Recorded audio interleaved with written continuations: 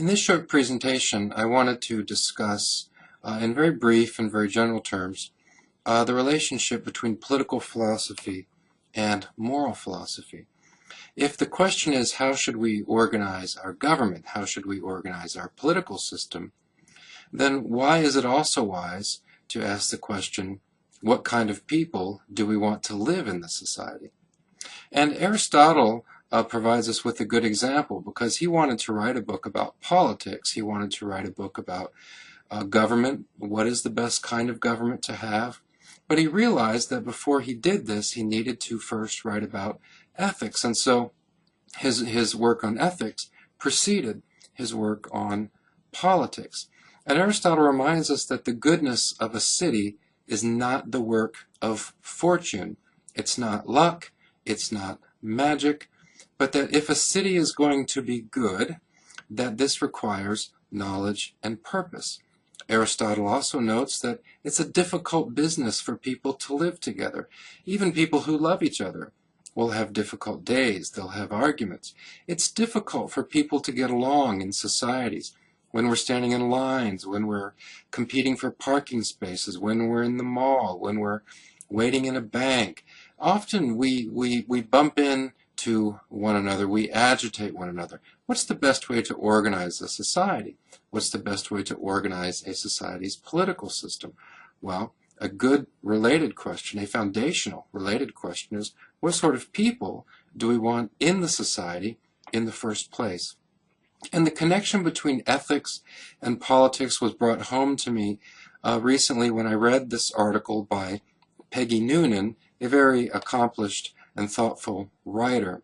And she wrote in this article about the sense she has that the American people are less and less able to trust their political leaders. And so Noonan writes that she finds herself thinking about the destructive force of selfishness in our political life. She says that politicians call themselves public servants, so they should be expected to act less selfishly than other Americans. But no one expects that of politicians anymore, Noonan says. And she says that politicians know this. That politicians know that Americans don't expect them to act honorably. This is what she says. And so they use that knowledge to justify being even worse than they would normally be. She says that people in public life have become more grasping, and they're less embarrassed by it.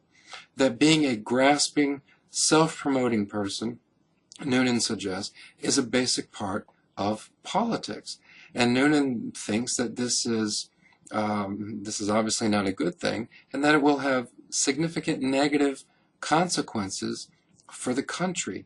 And she refers to the fact that the American people, at least in her view, seem to be quite troubled. She says here that we in the United States are in unprecedented trouble. And she says citizens know this. It's why they buy guns, indicating that the sense that things aren't going well in the country is leading Americans to think about how they can defend themselves, how they can take care of themselves in the event that the country comes apart. That seems to be the suggestion. Well, in any event, it doesn't seem obvious that the country is coming apart, but Noonan makes the point that Americans seem to be more and more worried, and part of this worry is related to the fact that they don't feel that they can trust their leaders. Now, of course, we can make light of a sad situation, and we often see this with political cartoons, and here we have a cartoon about politicians who claim to be very interested in jobs, but it very interested in the creation of jobs, but it turns out that they are interested primarily in their own jobs. And then we have a cartoon about a public pariah support group, and Darth Vader and Frankenstein and the Grinch refuse to sit next to the congressman. They don't want to go that low. And so the meeting has to be canceled. And then here we have a cartoon about congressmen who are pleased because in public polling they are ranked more highly than gonorrhea and the Ebola virus, even if they've come in lower than cockroaches and lice. Well, of course, we can make fun of these things and joke about it, but we all know from news that is easily available to us and from observation that horrible things happen when people in a country, when people in a society, when people in a community don't trust one another. Societies break down, cultures break down, homes break down, communities break down, political systems break down. And if we want good lives, if we want good societies, then trust is absolutely essential. And trust is related to human conduct. And so we want to ask, if we want a good society, a good political system, then what can we do to promote the creation of good people? Well, this graph helps to get at part of the trouble. You can see that trust in government has gone up and down, although the general trajectory since the late 50s has been downward. And by about 2010, according to the Pew Research Center, trust in government had fallen to about 20%. Now, some of the sense of mistrust that we have for one another in the political system may be related to genuine political differences.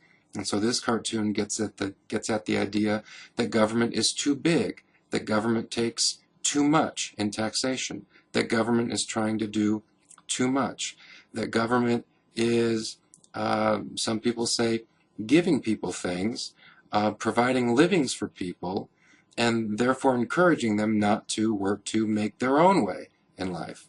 This is one point of view. There's another point of view which says that government should do more, that government should raise taxes more, primarily on the wealthy, so that more services can be provided to those who need help. Well, these are political visions that are generally at odds with one another. And when you have genuine political differences, that can lead to a sense of mistrust. But we have to say that the sense that many Americans have that they can't trust their government is related to what they have actually seen in the political system. Just to give you a few examples, 1974, President Nixon resigns as he's involved in scandal and probably criminal conduct. 1998, President Clinton is impeached. He's not removed from office, but he's impeached while he's in office for lying under oath in a court of law. It seems that a month doesn't go by that we don't hear about some congressperson or the governor of a state or a state official who is in some sort of ethics trouble. And so we have recent examples here. And it seems to be endless. And even though it probably is the case that most politicians are trustworthy, that most politicians want to do the right thing, of course, it's the bad news that makes it into the daily news, and that's what shapes the sense that we have that the political system is not working and that our leaders are not trustworthy. There are other things that contribute to the sense that the society might be in trouble. So, for example, the state of education. This is a photograph of the high school my wife graduated from. The school's motto is Summit of Excellence, but as we can see here, some 70%, 7 out of 10 students from this school are not proficient in English. Many of them will graduate from high school still unable to read well, still unable to communicate well, still unable to write well. Well, this is a political issue. The question of education is political. How should we organize our schools? How should schools be paid for? What should be taught? What subjects should be emphasized? What sort of tests should we have? What sort of accountability should there be for teachers, and so on? And it's also a moral question. If students graduate from high school, but they still lack basic skills, that will have a real impact on their lives and therefore on their families and on their communities. And what about the fact that many young people do not graduate from high school at all? Well, that's a political problem because sometimes that is associated with crime or with other problems. But clearly it's a moral question as well, because the lack of basic skills, again, leads to social problems, and it leads to the inability to advance in the economy, which obviously is associated with poverty. So politics and ethics need to go together. We see here an example of students who, in terms of mathematical ability, are far behind many other countries. Well, it's the same theme, that if the country is going to prosper politically, socially, then it also needs to prosper ethically. And to what extent are we not serving our children well by encouraging them to learn the disciplines of, or to learn how to be trustworthy, to learn how to be disciplined, to learn how to be self-controlled, to learn how to focus, to learn how to think about long-term consequences? These are questions, these are themes related to the political structure of a society, related to the social life of the society, related to the moral life of the society. And so we return to where we began with Aristotle, who reminds us that if a city is good, that is, if a society is a good place to live in, that's not magic, that's not luck, that is the consequence of human action, of human decisions. And Aristotle reminds us it's difficult to live together, and so we want to create the best possible kinds of people that we can through the educational process and through community effort and so on. Aristotle says that there is no advantage in the best of laws if the citizens themselves have not been attuned by the force of habit and the influence of teaching to the right constitutional temper. Passing laws doesn't get it done. We need good people who really don't need the laws. The laws are there, of course, for folks who won't naturally do the right thing. The better a society is, the more people we have who don't need to be reminded of the laws because they act in ways that don't harm others, that don't step on others, and so on. And laws by themselves can't make a society good. We have to have good people. The best city, Aristotle says, is the one which is happy and does well. To do well is impossible unless you also do fine deeds. And there can be no fine deeds for a city in the absence of goodness and wisdom. And so, if we want a strong political system, then we also want a critical mass of people who are pursuing wisdom and who are pursuing good deeds, and these good deeds spring from the person who wants to be a good person, a good citizen, a good neighbor. Now, the ancient Hebrews had a very different conception of ethics. It's a conception of ethics that is different from that of Aristotle. In some significant ways, it's different. But on the other hand, there are similarities. Now, this is a verse that comes to us from the ancient Hebrew book of 2 Chronicles. And the question is, how can we have a better society? How can we have a more orderly society? And so what we have here from this ancient text, it says, if my people, this is God speaking, which are called by my name, shall humble themselves and pray and seek my face and turn from their wicked ways, then I will hear from heaven, I will forgive their sin and heal their land. So notice that the ancient Hebrews say we need to pray, right? But notice that they also say that we need to turn from our wicked ways. So prayer by itself isn't enough. Preaching by itself isn't enough.